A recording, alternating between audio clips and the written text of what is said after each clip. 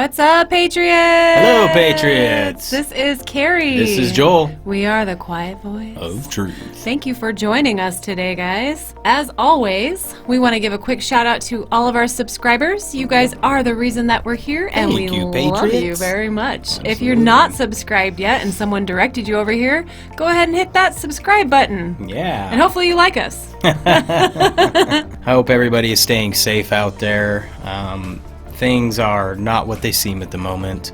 We definitely have some bad actors inciting people to do some bad stuff under false pretenses. Exactly, and most of us know that there are two groups of people out there. There are the citizens, the community members who are peacefully protesting. Which is the way it should be done. Right, and they are doing nothing wrong. Mm-hmm. They are exercising their right to peacefully protest. And then we have George Soros-funded Antifa members inciting violence and rioting. Mm-hmm. And those are that the people is who are destroying criminal. communities, destroying neighborhoods, destroying people's livelihoods. That does not honor anybody's memory. That just causes more pain and suffering. Exactly, and I mean, you have to wonder how much these people are getting paid to do what they're doing. Dark to light. Dark to light. And for all of you peaceful protesters out there, you guys stay safe, man. Stay safe, yeah. Those other guys, they just want to create chaos. Anarchy. And yeah, so just stay safe, everybody. Yeah, plus QAnon and Anons and Patriots do not endorse or support violence against Absolutely our fellow not. man. But let's get into the Q posts. Post 4337 dropped 20th of May 2020 at 10:25 a.m. The most important COVID-19 statistic. 43% of U.S. deaths are from 0.6% of the population. Expanding on last drop, USA versus Japan apply. And so we have a Forbes article there we will go to in just a minute. Let that sink in. 42% of all COVID-19 deaths are taking place in facilities that house 0.62% of the U.S. population, nursing homes in the kill box. Why did our nursing home population suffer a direct hit regarding COVID-19 deaths? New York and New Jersey governor orders push COVID-19 positive elderly into nursing homes? USNS comfort capacity, hospital capacity? What other Democratic governors mandated similar same orders? Ask yourself a very simple question. Was it known, common sense, and early medical reports, elderly community were the most at risk? Of course. Yes, it was known. Why would 4 Democratic governors push COVID-19, COV-2, infected patients into safe nursing homes? Ignorance is a choice. Q. Yeah, this is absolutely sickening what they have done to our elderly, vulnerable population. They knew, guys. To our mothers and fathers and grandparents and great-grandparents. It's sickening. They knew elderly were most at risk, and they forced COVID-positive patients into the nursing homes anyway. These people are murderers. These people are sick. These people need to be held accountable. Okay, this article comes from Forbes.com. The most important coronavirus statistic, 42% of U.S. deaths are from 0.6% of the population. Americans are vigorously debating the merits of continuing to lock down the U.S. economy to prevent the spread of COVID-19. A single statistic may hold the key to resolving this debate.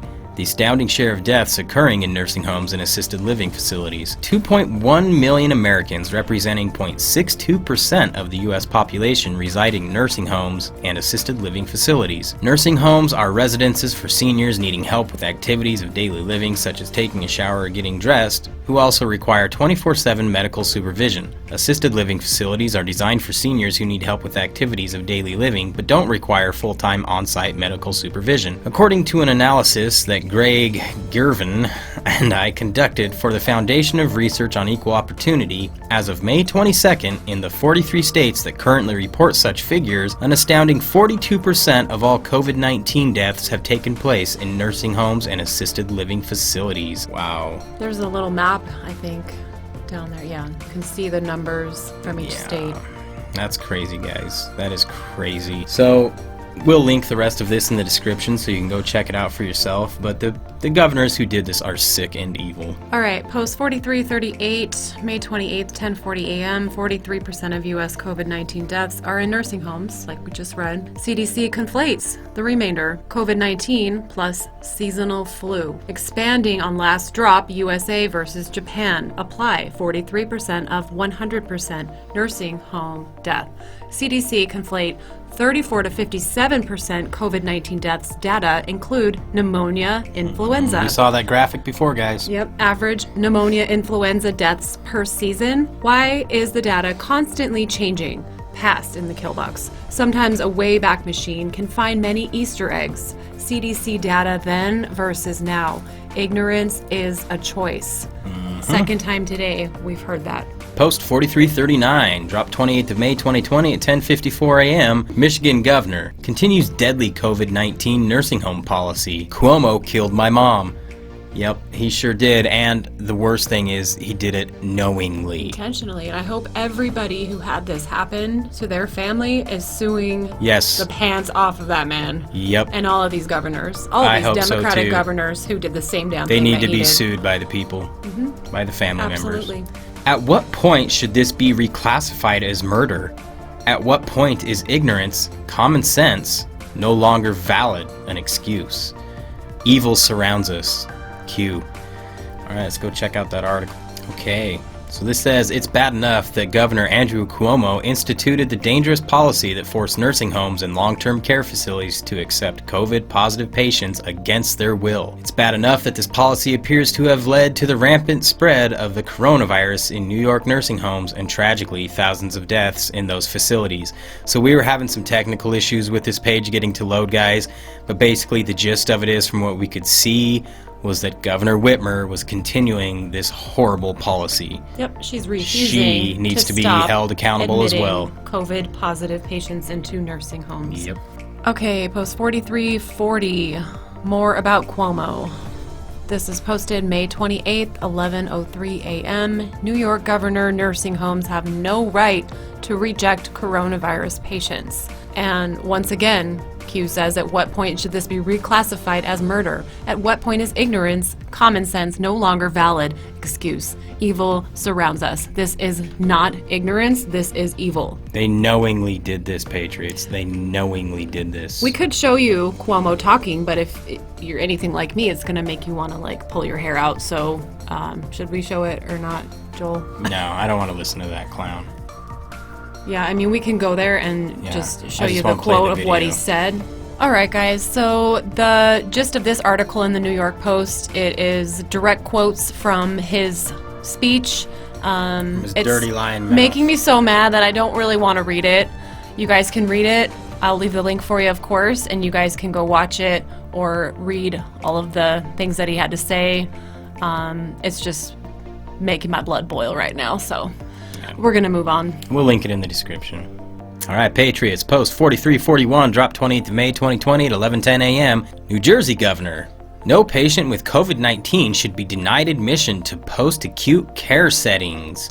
So Q says the same thing here that he said in the last two posts. And then we have a link to, looks like, NewJersey.gov. It's the exact duplicate of the same letter that went out from Cuomo. This one from the governor of New Jersey. We can take a look at it real quick. All right, so this one comes from State of New Jersey Department of Health. Look at whose name is up there in the top left. Philip D. Murphy, governor. His tall nursing homes and comprehensive rehabilitation hospital administrators, directors of nursing, and hospital discharge planners. And so it goes on to talk a bunch of BS, but let's look right down here, guys, where it says no patient resident shall be denied readmission or admission to the post-acute care setting solely based on a confirmed diagnosis of COVID-19. Wow, so pretty much the same thing that Cuomo had in his. Oh yeah, it looks like the exact same letter. Yeah. That's murder, guys. That's murder. Okay, guys, post 4342 is very similar to the previous two posts. This time it's Pennsylvania governor.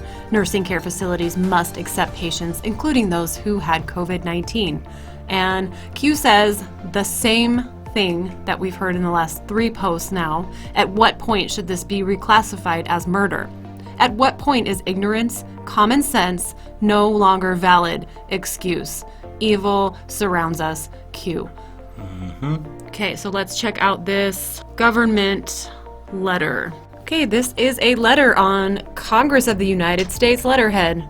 Dear Deputy Inspector General Cantrell, I respectfully request that the HHS Office of Investigations immediately commences an independent investigation into whether the Pennsylvania Department of Health's interim guidance for nursing facilities during COVID-19 March 18, 2020 has contributed to an increase in COVID-19 infections and deaths in Pennsylvania, nursing homes, assisted living, and elder care. The urgency of this request cannot be understated, as Pennsylvania has made clear that the interim guidance will remain in place even as other states repeal or revise similar policies in response to the inordinate number of deaths in these facilities.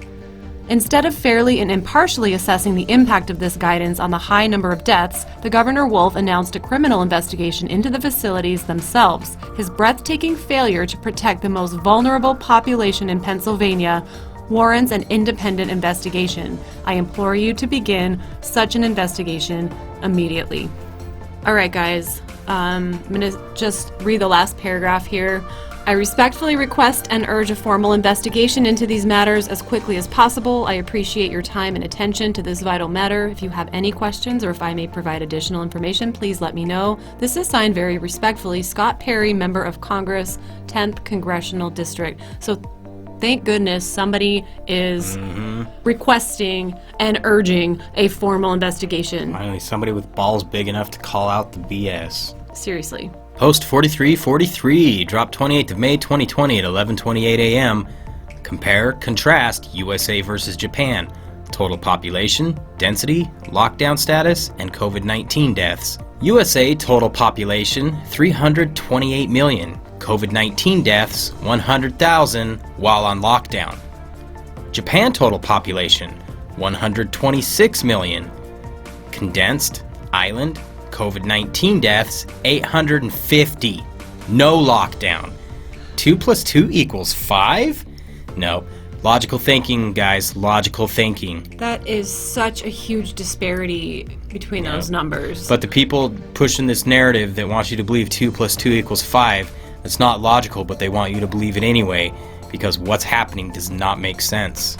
Okay, continuing on, post 4344, May 28th, 11:39 a.m. 81% of Minnesota COVID-19 deaths are from nursing homes. The truth is right in front of you. Okay, guys, this link takes us to a Breitbart article. So the gist of this one is we have yet another Democratic governor who is still allowing facilities to admit COVID-positive patients. Okay, so this is Tim Walz, I believe. Yep. Oh yeah, Minnesota Governor Tim Walz. Was it Walz or Walz? Walz. Tim Walz, a Democrat, continues to allow nursing homes to admit COVID-19 positive patients, even though nursing home residents make up 81% of all coronavirus deaths in the state. Murderer. This article goes on. We'll leave it for you so you can check it out yourselves, guys. Post 4345, dropped 28th of May 2020 at 3:05 p.m. Doctor talking about the safety of HCQ and how it only became controversial after POTUS's tweet. Information warfare. Q.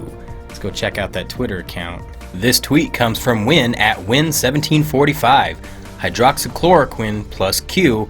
Dem panic. So we've got a video here, pretty informative. Let's check that out. Crazy, guys. Oh my gosh. Oh my gosh. Hydroxychloroquine is not a controversial drug.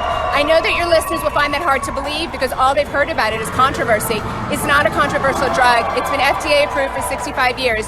We give it to pregnant women. We give it to breastfeeding women. There are patients who take it for decades. In fact, the typical use of vanilla hydroxychloroquine is for decades. This is not a controversial drug. And it wasn't controversial to me until the day after the president said it and the press went very ballistic over it. I really can't understand it to this day. The experts are wrong. Hydroxychloroquine, when used early and combined with zinc, is an effective treatment, and that's why thousands and thousands of physicians around the country and around the world are using it and taking it themselves. I don't love to talk Physicians are about using and taking hydroxychloroquine it, so much guys. because it's become such a political hot potato. But one of the reasons, or maybe the main reason I started down this path, was the resistance I got when I prescribed hydroxychloroquine.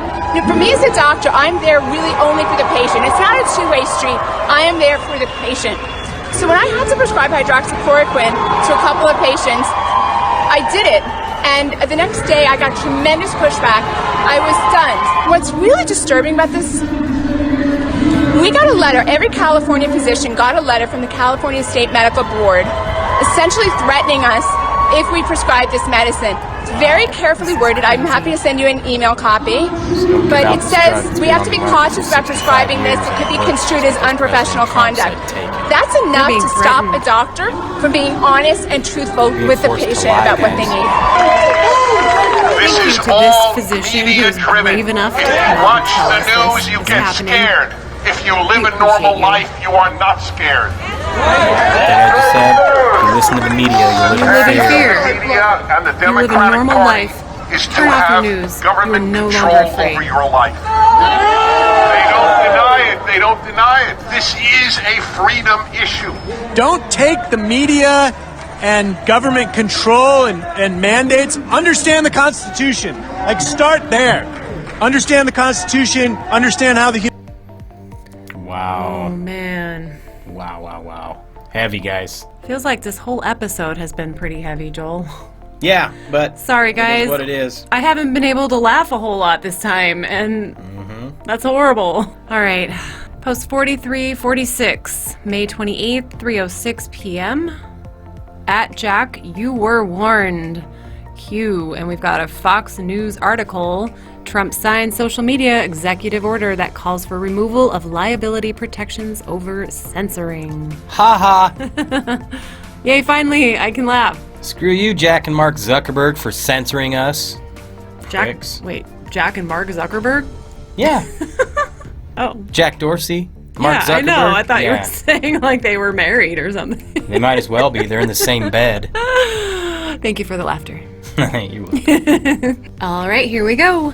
Flanked by Attorney General Bill Barr, President Trump signed an executive order in the Oval Office on Thursday that interprets Section 230 of the Communications Decency Act of 1996, CDA, as not providing statutory liability protections for tech companies that engage in censorship and political conduct.